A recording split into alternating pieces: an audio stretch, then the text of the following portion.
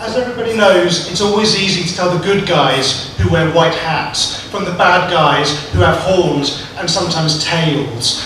During the recent Gaza conflict, a Nobel Peace Prize winner, Elie Wiesel, placed an advert in The Guardian condemning Hamas for child sacrifice, devil worship, barbarism, and championing death, which I think you'll agree is admirably nuanced. But for some reason, The Guardian got into a lot of trouble for actually printing the advert. So they were accused of a disgusting anti-Palestinian agenda, which is interesting because traditionally they've been accused of being hostile to Israel. So you could argue that if they're annoying people on all sides of the political spectrum, they may be getting something right in terms of balance.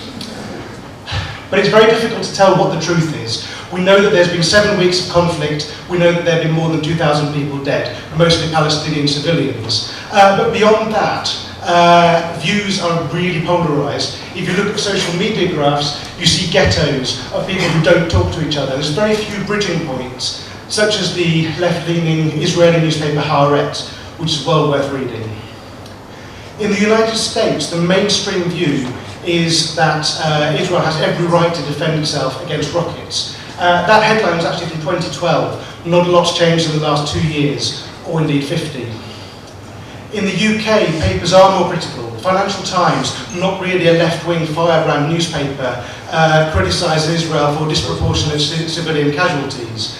But they'll tend to stop short of discussing the prevailing narrative, which is that it's Hamas's rockets that caused the conflict. If you look back 10 years ago to the founding of Hamas, you see other events like democratic elections, coups, blockades. Are those things involved? And if we don't consider those, are we getting a nuanced view about what's happening?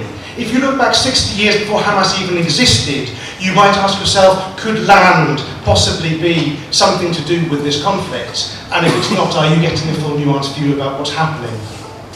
So marketing is very important. The Israeli Defense Force tweeted very slick imagery. What would you do if London was under missile bombardment? Against that, you've got the images coming out of the conflict. I'm not going to show any gory images here, but there are gory images to be seen in every newspaper of the dead and wounded in Gaza. And obviously those move us. They're emotional, they're visceral, because we're human. I don't think we have to apologise for that.